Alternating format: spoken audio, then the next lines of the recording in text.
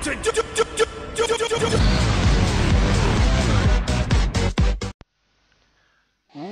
up YouTube, this is BritishSandvich from the DuhBTeam here, bringing you another Yu-Gi-Oh video.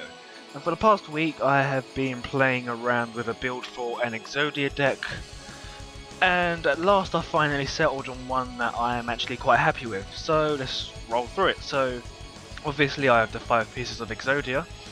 I have 3 battle faders for reasons of battle faders. I have Cyber Valley, because basically if his target is for an attack, negate it, banish it, draw a card, end the battle phase. I have run 3 of these.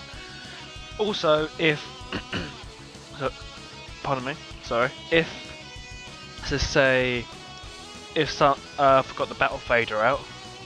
If I've got the battle fader out, I can bring out the Cyber Valley. I can play his second effect, which target one face-up monster I control, and this card banish both those targets, but banish that target and this card, then draw 2 cards. I only do that though on certain cases. I am running 2 DuhBTeam, I think that's how you pronounce it. This card acts as my monster reborn for the card that I'll show you next. Because of this effect, this card cannot be special summoned. This card returns to the owner's hand during the end phase of the turn. It's normal summoned or flipped face up. When this card is normal summoned or flipped face up, you can special summon 1 level 1 monster from your graveyard. When this card is removed, from the field, remove that monster from play. But I'll show you why I run this in a second. Because my next monster, I run 3 Mystic Pipers. Basically, tribute this to draw a card. If it's a level 1, draw a card and reveal it. If it's a level 1 monster, I draw another card.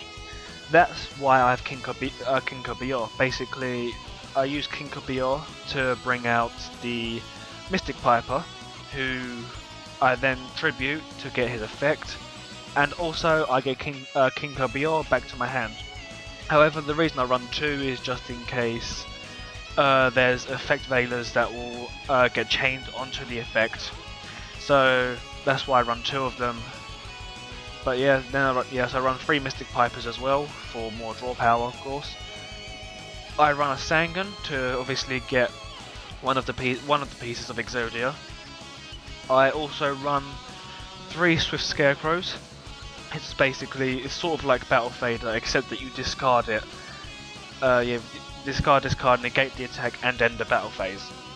So it sort of works like a Battle Fader. It's not as good because with Battle Fader, once you've used this effect, you've still got a monster in defense position. So that's the downside of Swift Scarecrow. It's not as good as Battle Fader because with Battle Fader, you've still got a monster in defense position for the next turn.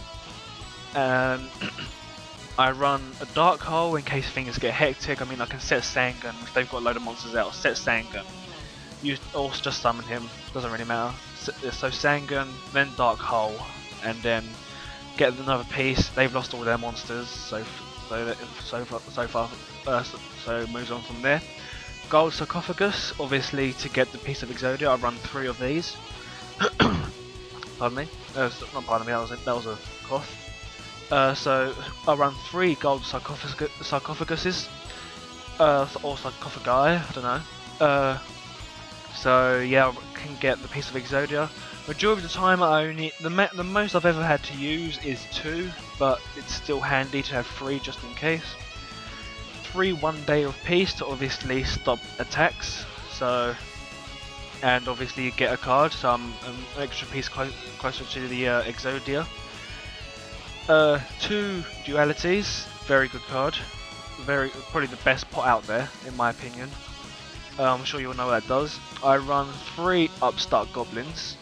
I mean, I'm not too fussed about them gaining the 1000. I mean, it's just, as far as I'm seeing, it's a card closer to the piece of Exodia. I run 3 Wear-Off Nails. No one ever does this. No one really uses this card. I don't know why. Because basically, control a face-up level 1 monster, add 1 level 1 monster from your deck to your hand. During the end phase of the turn, take 2000 damage. If you didn't normal summon the added monster or a card with the same name. But, basically, thereafter you can use, basically what I usually do is Mystic Piper, Wear-Off Thou, get a piece of Exodia.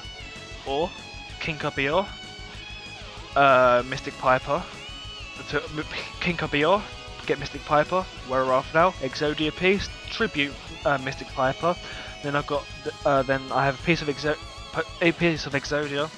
and the chance of getting another piece of Exodia. Combine that with 1 day of peace, I don't take damage. I also have 3 Reckless Greeds, which is basically a last resort card. I mean, that card can also cripple me. So that's sort of more of a last resort card. And then the last 2 cards I have are Threatening Roar, so basically to negate more destruction. So basically on the side where I don't take damage, I can not take damage for 3, 6, 9, 12, 14 turns where I won't take any damage, which is handy. I mean, 14 turns is more than enough to get the pieces of Exodia, I would have thought. But so yeah, that's the Exodia deck that I've settled with. I've tested it out on Dev Pro, YGO Pro. Tested it out on there. It seems to be really reliable at the moment. So yeah, that's the video. So subscribe for more Yu-Gi-Oh stuff. Subscribe for more Yu-Gi-Oh stuff. Like or favourite if you enjoyed. Don't forget to share with your friends on Facebook. Share the love. I'll upload the next video soon. Until then, see you guys next time. Peace out.